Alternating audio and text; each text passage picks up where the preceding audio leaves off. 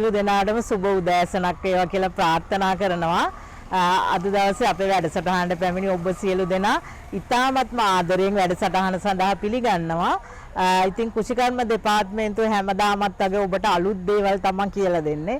අපි මේ දවස්වල විශේෂයෙන්ම ක්‍රියාත්මක කරේ මේ අපේ එන සිංහල අලුත් අවුරුද්ද ඉලක්ක කරගෙන. සිංහල අලුත් අවුරුද්දට ඔබ හොඳම ව්‍යවසායකෙක් බවට පත් කිරීමට තමයි අපි අද දවසෙත් මේ වැඩසටහනක් ක්‍රියාත්මක කරන්නේ. ඉතින් අද දවසෙත් මම හිතුවා මේ අලුත්ම දෙයක් කියලා දෙන්න ඕන කියලා.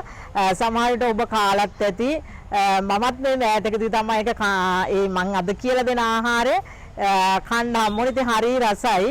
ඉතින් මට හිතුණා හින්දා මේක මේ වැඩසටහනක් ඔස්සේ ඔබට කියලා දෙන්න ඕන කියලා. සහ ඔබට මේක හොඳ ව්‍යවසායක අවස්ථාවක්. ඒ නිසා මේක අමාරු දෙයක් නෙවෙයි, හරිම පහසුයි. ඉගෙනගෙන හොඳට කරන්න කියන එක තමයි කියන්න තියෙන්නේ. ඉතින් මම අද දවසේ කියලා දෙන්න හිතුවේ ඔබට කොල්ලු කැවුම්. කොල්ලු කැවුම් කාලා තියෙනවද? නෑ. කවුරුත් කාලා නෑ. කාලා නෑනේ. ඇත්තටම කොල්ලු කැවුම් කිව්වහම දැන් මේ මම මයියන් එන දිනම් දැකලා නෑ ඇත්තටම. මම අහලා තියෙනවා බදුල්ල ප්‍රදේශයේ ටිකක් කොල්ලු වලට ප්‍රසිද්ධයි. කොල්ලු වලින් ගොඩක් ආහාර හදන බදුල්ල බණ්ඩාරවල පැත්තේ එහෙමනේ. ඉතින් ඒ පැත්තේ කොල්ලු කැවුම් හදනවලු. මම මේකද දැනගත්තේ මේ උඩුදුම්බර හෙළබොජුන් හලෙන්. ඔබ දන්නා උඩුදුම්බර ප්‍රදේශයේ පළාත් කුෂිකර්ම දෙපාර්තමේන්තුව මගින් කරගෙන යන හෙළබොජුන් හලේදී තමයි මමත් ආහාරයට ගත්තා. ඉතාමත් රසවත්. එහෙනම් මම හිතුවා මේක ඔබටත් කියලා දෙන්න ඕන කියලා මේ අලුත් අවුරුද්දට මේක හදාගන්න. ඉතින් මේ කැවුම් එක හදන්නෙත් අපි අර මුං කැවුම් හදපු විදිහටම තමයි. දැන් මුං කැවුම් වලට වගේම රසයි. සමහරලාට මුං කැවුම් වලට වඩා නිකන් හොඳ රසයක් මට එදා දැනුණා ඒ කැවුම් එකේ. ඒ නිසා මේ ඔබත් අදම මේක ඉගෙනගෙන ගෙදර ගිහිල්ලා හදන්න. මේ අමාරු දෙයක් නෙවෙයි. හරීම පහසුවෙන් හදන්න පුළුවන් දෙයක්. මේ සඳහාත් අපි පාවිච්චි කරනවා හාල් පිටි. හාල් පිටි කිව්වහම අපි ගෙදර කොටාගත්ත හාල් පිටි තමයි මම ගෙනල්ලා තියෙන්නේ. හොඳට හාල් පැය 6ක් 8ක් විතර පොඟවලා කොටාගත්ත හාල් පිටි. සාමාන්‍ය අපි හාල් ගන්නකොට දැන් මේ දවස්වල කුඹුරු කැපිලා ගොඩාක් වෙලාට අලුත් හාල් තියෙන්නේ නේ. අලුත් හාල් වලින් කෑම හදන්න ටිකක් අමාරුයි. එහෙනම් ඔබ සුදුසුම හාල් වර්ගයක් තෝරා ගන්න ඕනේ. නැති වුණොත් එහෙම මේ අර අපේ ආහාරය හරියට එන්නේ නැහැ. ඒ නිසා ඉතින් මම ගෙනල්ලා තියෙනවා හාල් පොඟවලා කොටලා හාල් කිලෝ එකට උඳු ඇට මේ සමාවෙන්න හාල් කිලෝ එකට කොල්ලු ඇට ගන්නවා නම් අපි කොල්ලු ඇට 500යි. හාල් කිලෝ එකට කොල්ලු ඇට 500. අපිට 750ක් දාලා හදන්න පුළුවන්. එකට එක දාලා හදන්න පුළුවන්. හැබැයි හොඳම රස එනවා එකට භාගෙ දාලා හදපුවාම. හාල් කිලෝ එකට කොල්ලු ග්‍රෑම් 500යි. මේ එතකොට අපි හාල් කොටා ගන්නකොට ඔබ දන්නා මේ කැවුම් හදනකොටත් අපි අර ආවරණයක් හදා ගන්න ඕනේ. එතකොට ආවරණයට වෙනම තව හාල් ග්‍රෑම් 500ක් විතර වගේ ඕන වෙනවා. එතකොට අපි හාල් වතුරේ දා ගන්නකොට හාල් කිලෝ එකමාරක් විතර දාගත්තා නම් හරි. හාල් කිලෝ එකමාරක් විතර දාලා එතකොට අපි කොල්ලු ග්‍රෑම් 500ක් ගන්නවා. ඊට පස්සේ අපි මේ ප්‍රමාණයට සීනි සාමාන්‍යයෙන් අපිට කිලෝ එකම යන්නේ. තමන්ට ටිකක් පැණි රහ වැඩියෙන් ඕන නම් කිලෝ එකක් දාගන්න. නැත්නම් ග්‍රෑම් 900ක් 850ක් 900ක් අතරින් හදා ගන්න පුළුවන්. ඊට අමතරව අපිට මේකට ඕන ලුණු ස්වල්පයක්, කහ කුඩු, පොල් කිරි ඕන දවටනේ හදා ගන්න සහ බැද ගන්න තෙල් ටිකක් ඕන වෙනවා. දැන් පැහැදිලිද? එතන මම ආයෙත් නැවතත් කියන්නම් මිශ්‍රණේ අපි ගෙදර කොටාගත්ත හාල් කිලෝ එකයි හාල් කිලෝ එකට කොල්ලු පිටි අපි බැදලා කුඩු කරලා ගන්නවා ග්‍රෑම් 500ක්. සීනි කිලෝ එකක් ඔබට පැන් රස ගොඩක් ඕන සීනි කිලෝ එකක් ගන්න. නැත්නම් 850 900ක් අතර ඇති. පොල් කිරි ටිකක් ඕන වෙනවා. දවටනේ හදාගන්න. ඊට පස්සේ ලුණු කුඩු මේ කහ කුඩු බැද ගන්න පොල් තෙල් ටිකක් අවශ්‍ය වෙනවා. මේ ටික තමයි ඔබට මේ කැවුම් එක හදාගන්න අවශ්‍ය වෙන්නේ. ඉතින් මේකත් හරීම පහසුයි. කිසිම අමාරුවක් නැහැ. දැන් ඕගොල්ලෝ දන්නවා අපි කැවුම් හදනකොට දැන් අපි මුං කැවුම් හදනකොට ඉගෙන ගත්තා. කැවුම් හදන එකේ රහස මොකද්ද? රසට එන එකේ මොකක්ද රහස? අනන එක. අපි අත් ගහනවා කියන්නේ අනන්න ඕනේ. හොඳටම අනන්න ඕනේ. මොන වෙනකන්ද අනන්න ඕනේ? පොරි පිපෙනකන් අනන්න ඕනේ. අපි කැවුම් හදන ගොඩාක් අයට වැරදෙන එක තමයි අපි අනන්නේ. සහ අපි හරියට පැණි පදම ගන්නෑ. පැණි පදම ගන්න විදිය කියලා දෙන්න. පැණි පදම හරියට ගන්න ඕනේ. පැණි පදම හරියට අරගෙන හොඳට අනාගෙන අර හරිම ක්‍රමයට හදපුවාම මේ කැවුම් ආය හොද්දටම එනවා. ඔබට මේ අද දවසේ මං කියලා දෙන කොල්ලු කැවුම් එකක් මේ අද කන්න පුළුවන් කහලා බලන්න කොහොමද රස කියලා. එහෙනම් අපි බලමු. දැන් අපි මම අද හාල් මේ කිලෝ එකක්ම ගෙනල්ලා නැහැ. හාල් 500ක් ගෙනල්ලා තියෙන්නේ. මේ කොල්ලුත් අපි අර මුං යට බැද්දා. මම මේ බැදලා ගෙදරින්ම කොටාගෙන ආව අපිට කාලය ඉතුරු කරගන්න ඕනේ නිසා මේකත් හොඳට රන්වන් පාට වෙනකම් බදින්න. අපි මුං යට බැද්දා වගේ කොල්ලුත් රන්වන් පාට වෙනකම් බැදලා මේ විදිහට කුඩු කරගන්නවා. මේ තියෙන්නේ මේ විදිහට හොඳට කුඩු කරගන්න. හොඳට පිටි වෙනකම් කුඩු කරගන්න. සමහර ආන කෑලි තිබ්බට කමක් නැද කියලා සමහර කට්ටියම කෑලි තියනවට කැමති නම් පොඩ්ඩක් චූට්ටක් විතර කෑලි වගේ තිබ්බට ගැටලුවක් නැහැ. අපි ඊට පස්සේ මේ දෙක හොඳට මිශ්‍ර කරගන්නවා. මිශ්‍ර කරගන්නකොටත් අපි හොඳට මේක හලලා වගේ මිශ්‍ර කරගන්නවා නම් වඩා හොඳයි. දැන් අපි මේ විදිහට මේක හොඳට දෙපාරක් තුන් පාරක් හලා ගන්නවා. හලපුවාම මේක හොඳට මිශ්‍ර වෙනවා. මිශ්‍ර වෙන්න තමයි හලාගන්නේ. දැන් මේ කොල්ලුයි හාල් පිටි ටිකයි හොඳට මිශ්‍ර වෙන්න අහලා ගන්නවා. දැන් අපි මේ විදිහට මේ හාල් පිටි ටිකයි කොල්ලු පිටි ටිකයි හොඳට හලලා මිශ්‍ර කරගත්තා. මේක හොඳට මිශ්‍ර වෙන්න දෙපාරක් තුන් පාරක් හොඳට හලලා මිශ්‍ර කරගන්න. එතකොට හොඳට මිශ්‍ර වෙනවා. දැන් මේක අපි මේ මිශ්‍ර කරලා ඉවර වෙලා දැන් මේකට පැණි මිශ්‍රණය හදා ගන්න ඕනේ. පැණි මිශ්‍රණය හදනකොටත් අපි සීනි දැන් මේකේ පාටක් ආවට සීනි පොඩ්ඩක් කළු කරලා අර ගන්න ඕනේ. එතකොට තමයි ලස්සනම පාට එන්නේ. එතකොට අර කඩපුවාම ආකර්ෂණීය විදිහට නිකන් එතකොට තමයි අර පාරිභෝගිකයන්ගේ කැමැත්ත ඇති වෙන්නේ. අන්න ඒ විදිහට අපි දෙන්න ඕනේ. ඒ නිසා අපි සීනි පොඩ්ඩක් කළු කරලා ගමු ආයේ. දැන් අපි මේ විදිහට සීනි ටිකක් දාලා ඉස්සරෝම මේ සීනි ටික කළු කරගන්නවා. කළු කරනකොටත් ඔයාලා හොඳට මතක තියාගන්න අර අපි ඒකාකාරී පැහැයක් ගන්න නිතරම මේක මේ හැන්දෙන් පොඩ්ඩක් එහා මෙහා කරපුවාම තමයි අර හොඳම පාටට ගන්න පුළුවන්. නැත්තම් සමහර විට මේ අර එක තැනක් මේ පාට එනවා අනිත් තැන නැති වෙනවා. සහ මේක අනිවාර්යයෙන්ම තිත්ත නැති වෙන්න ගන්න ඕනේ. හොඳ පාටක් ඕනේ. ගොඩාක් වෙලාවට මේ ගොඩක් කළු වුණොත් එහෙම තිත්ත රහ එනවා. ඒ තිත්ත රහත් නැති වෙන්න ගන්න ඕනේ. දැන් මේ බලන්න පාට තව මදි මේ. මීට වඩා තව ටිකක් ලස්සන පාටක් එන්න ඕනේ. දැන් ඔන්න ලස්සන පාටක් එනවා මේ. දැන් හොඳ පාටක් ආවා. දැන් අපි මේ අවස්ථාවේදී අර ගොඩාක් තිත්ත නැති වෙන්න මේකට වතුර ටිකක් දා ගන්නවා. දැන් මේ පේනවනේ මේ පාටට ගන්න ඕනේ. ඊට පස්සේ අපි මේ ඉතුරු සීනි ටික මේකට එකතු කර ගන්නවා. මම දැන් ඔයාලට ටිකක් පැන් රහ වැඩියෙන් ඕනේ හින්දා සීනි 500ක්ම දැම්මා උන් ඈ. ඊට පස්සේ අපි වතුර ගොඩාක් දාගන්නේ. වතුර ගොඩාක් දාගත්තොත් අපිට ගොඩක් කළා හැඳික ගයින්න වෙනවා. මේකෙන් වතුර සාමාන්‍ය ගාන්න දා ගන්නවා. වතුර අඬු කෝප්පයක් විතර වගේ.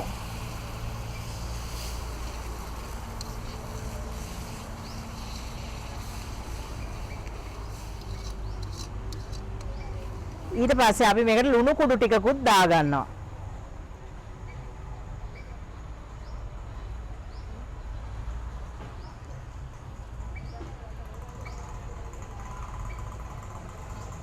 දැන් අපි කොහොමද මේකේ පදම බලාගන්නේ? පැණි පදම.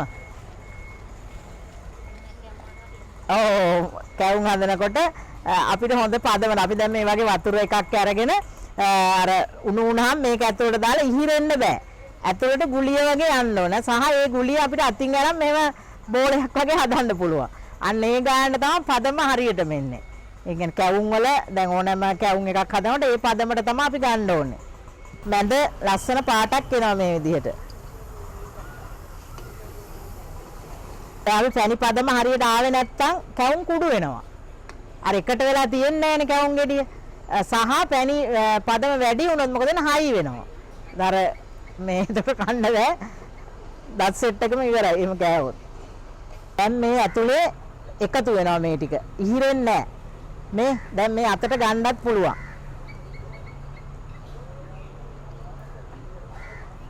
මේ ගුලිය වගේ එනවා මේ. දැන් ඇති. දැන් මම මේ ලිප ඕෆ් කරනවා. ඕෆ් කරලා ඉවර වෙලා මේකෙන් පැණි ටිකක් මම අයින් කරනවා. දැන් මොකද අපිට මේ පැණි ටික මේ වැඩි වුණොත් එහෙම මේ විදිහට ලිප දැන් ඕෆ් කරා. මේ විදිහට රස්නියෙන්ම එකතු කරනවා පිටි ටික.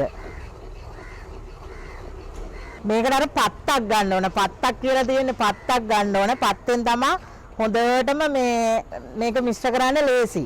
දැන් හොඳ පදමට ආවා. දැන් මේක මෙහෙම්ම අපි අර අතින් හොඳට අනලා මේක අනන්න ඕන. පොරි එනකන් අනන්න ඕනේ. අපි මේ ෂීට් එකේ තෙල් පොඩ්ඩක් ගාගෙන ඉවරලා මේ මිශ්‍රණය දාගන්නවා මේකට.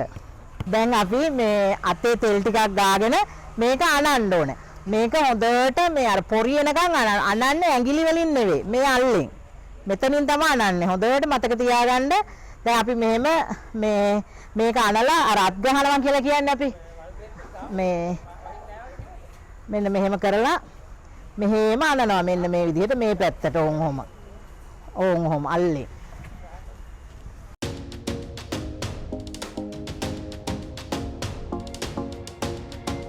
මේ දැන් මේක අනාගෙන යනකොට හයි වුණොත් එහෙම තව මේ පැණි ටිකක් අපි දැන් අර පැණි ඉතුරුනානේ. ඒකෙන් පැණි ටිකක් එහෙම නැත්නම් වතුර ටිකක් හරි දාලා අනා ගන්නවා මේක. මේ විදිහට අනනවා. හැබැයි මේක හොඳට ඇඟේ ශක්තිය අරගෙන අනන්න ඕන අනිවාර්යෙන් පොරියනක. නැත්නම් කැවුම් ගෙඩිය ලස්සනට එන්නේ නැහැ. අපි පිටි මිශ්‍රණය අනනකම් මේ දවටනේ හදාගමු. දවටනේ හදාගන්නත් මම කිව්වා හාල් කිලෝ එකකට නම් පිටි 500ක් 600ක් විතර යනවාමයි අනිවාර්යයෙන්. දවටනේ. එතකොට අර ඔයාලා හාල් කොටනකොට ඒක ගානට දාගන්න මතක තියාගන්න. ඊට පස්සේ අපි මේ පිටි ටික අරගෙන කහ කුඩු ටිකක් දාගන්නවා මේකට. කහ කුඩුයි ලුණු පොඩ්ඩකුයි.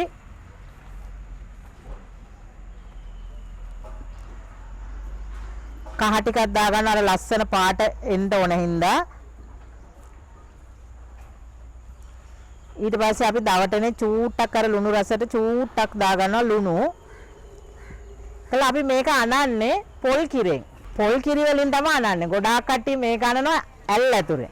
ඇල් ඇතුරෙන් අනුවාම රස නැහැ. සහ සමහර කට්ටිය පාන් පිටි දානවා මේ හදාගන්න දවටනේට.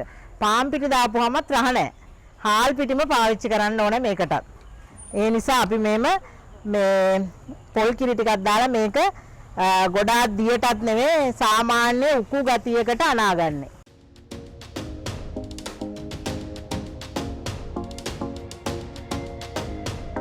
මෙන්න මේ වගේ බැටර් එකක් හදාගන්න. මේ වගේ දවටනයක් තමයි හදාගන්නේ. දැන් මේකේ තමයි අපි මේ කැවුම් ගෙඩිය තවරන්නේ. මේකේ තවරලා තමයි මේ කැවුම් ගෙඩිය හදාගන්නේ. දැන් මේක හොඳට මේ අනලා තියෙනවා. දැන් මේක අනලා තියෙනකන් දැන් මේ උඩට මතු වෙනවා. මේ තැන් වල එහෙම මතු වෙනවා. අපි ඒක කඩපුවාම මේ ඇතුලේ කුහරයක් වගේ තියෙනවා. ඒක තමයි පොරි එනවා කියලා කියන්නේ. ඒ එනකන් අනන්න ඕනේ. නැත්තම් කැවුම් ගෙඩිය අර මේ ලස්සනට එන්නේ. දැන් අපි ඊට පස්සේ දැන් මේක මේ වගේ දැන් ගෙදරදී ඔයගොල්ලෝනේ මේ වගේ එකක් නැත්තම් බෝතලයක් හරි ගන්න. වීදුරු බෝතලයක් අරන් නැත්නම් වීදුරුවක් හරි මොන හරි වීදුරු කෝප්පයක් වගේ එකක් අරන් මේක මෙහෙම රෝල් කර මේ තුනී කරගන්න. දැන් මේ විදිහට මේක වඩා ගන්නවා අපි. මේක කොටුවට වඩා ගන්නවා නම් හොඳයි. මේ විදිහට වඩාගෙන ඉවර වෙලා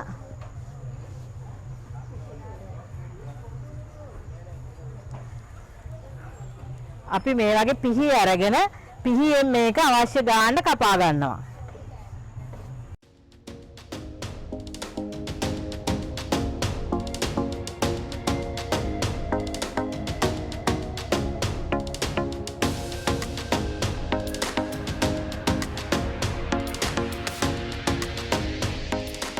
මේ විදිහට කපා ගන්න. කපාගෙන අපිට මේ කෑලි තියෙනනේ ඒව අයින් කරන ඊළඟ සැරේට ගන්න අර හැඩයක් නැති ඒවා අපි හොඳ ටික මේකෙන් තෝරලා ගමු. දැන් අපේ තෙල් එකත් ඇහිලා තියෙන්නේ. අපි මේ විදිහට මේක අරගෙන මේ බැටර් එකේ දාලා බැටර් එකෙන් අරගෙන මෙහෙම තෙලට දානවා.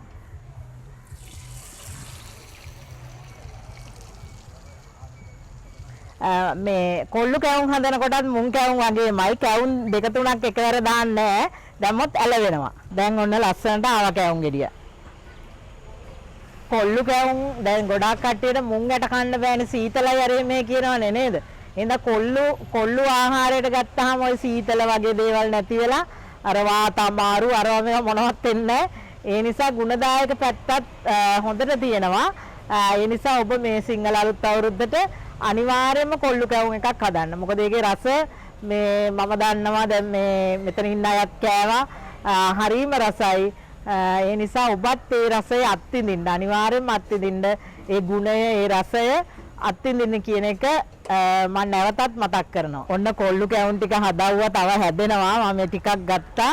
මේ ලස්සනට තියෙනවා නේ මේ බලන්න හරිම ආකර්ශනීය විදියට ලස්සනටම තියෙනවා. අපි එකක් කඩලා බලමු මේ හොඳට මැද හැම මේ පාටත් ලස්සනට හොඳට තියෙනවා.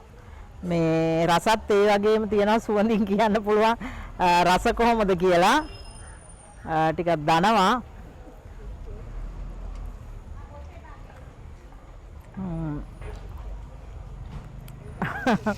හරිම රසයි පැණි කැවුම් වගේ.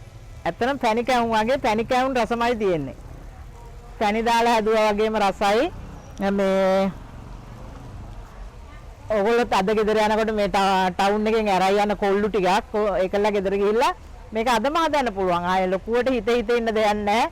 අර අපේ කට්ටිය ගොඩාක් වෙලාවට වැඩ කරන්න ගියාම නැකත් බලනවා අරවා කරන්න යනවා මෙව්වා කරන්න යනවා. හරියට මේ අවශ්‍ය දේ කරගන්න. ඒ හින්දා ඒ සියල්ල අමතක කළා මේක පටන් ගන්න මේ අලුත් අවුරුද්දට කොල්ලු කැවුම් ටිකක් හදලා හොඳ ව්‍යවසායකෙක් බවට පත් වෙන්න. මේ අතන දැන් අපි අපේ හෙළබොජුන් හැලෙත් මේසරේ කැවිලි පොලක් අපි කරනවා. අපි ඒ කැවිලි පොලටත් දෙමු මේ කොල්ලු වලින් හදන කොල්ලු කැවුම් එක හරිම රසයි. ඉතින් කුෂිකර්ම දෙපාර්තමේන්තුව හැමදාම ඔබට අලුත් දේවල් තමයි අපි කියලා දෙන්නේ. ඔබව ව්‍යවසායකෙක් කරන මාර්ගයට තමයි අරයි යන්න උත්සාහ කරන්නේ. එහෙනම් අපේ පුළුල් විෂයපතෙන් මේ හැමදාමත් විවිධ වැඩසටහන් කරනවා. ඉතින් අද ආහාර තාක්ෂණ විෂය ඔස්සේ කරේ. ඉතින් අපි මෙතනින් වැඩසටහන එන නිමා කරමු. අද දවසේ අපේ වැඩසටහනට සහභාගී වුණා අපේ හසලක නියෝජ්‍ය අධ්‍යක්ෂ කාර්යාලයේ සහකාර කුෂිකර්ම අධ්‍යක්ෂතුමා ඇතුළු කණ්ඩායම සහ අපේ පූජානගරයේ සංවර්ධන නිලධාරීතුමිය සහභාගී වුණා. ඒ සියලු දෙනාටම ස්තුතිවන්ත වෙන අපේ වැඩසටහනට සහභාගී වීම වෙනුවෙන් ඒ වගේම ඔබටත් මෙතෙක් වෙලා අපිත් එක්ක රැඳී සිටීම සම්බන්ධව ස්තුතිවන්ත වෙමින් අවසාන වශයෙන් කියන්නේ මේ දෙත් අලුත් දෙයක් ඔබ හොඳම ව්‍යවසායකෙක්. අපි හැමදාම කියන්නේ හොඳම කියන එක. හොඳම ව්‍යවසායකෙක් බවට මේකෙන් පත් වෙන්න කියන එක නැවත නැවතත් මතක් කරමින් අපේ වැඩසටහන මෙතනින් නිමා කරනවා.